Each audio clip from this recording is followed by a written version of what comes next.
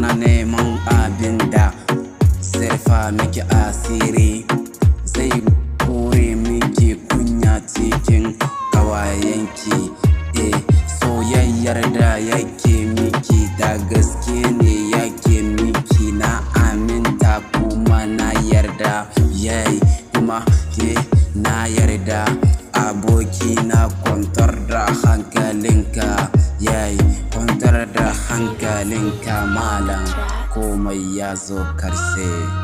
Mun kusa gane ku 'yan matan zamani, ku sai ku ce sai mai money, sai mai l'argent, sai mai l'argent, sai mai l'argent. Attendez arafa ya fashiki ya raisi, sine de sine hiki. 'Yan matan yanzu, 'yan matan yanzu, 'yan matan kun cika korofi kwarai. 'Yan mata abokina ya kira ki, yana so ya hada kauna ne gare ki.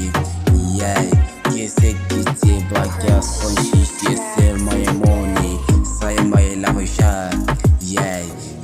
Ki so mai son ki da gaskiya, shi zai share miki hawaye.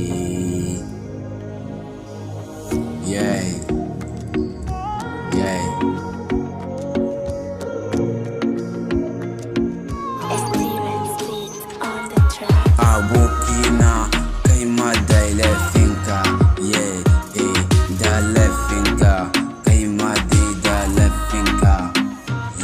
Ta ce ba ta son ka kamar samata, ta ce ba ta ra'ayinka kamar samata.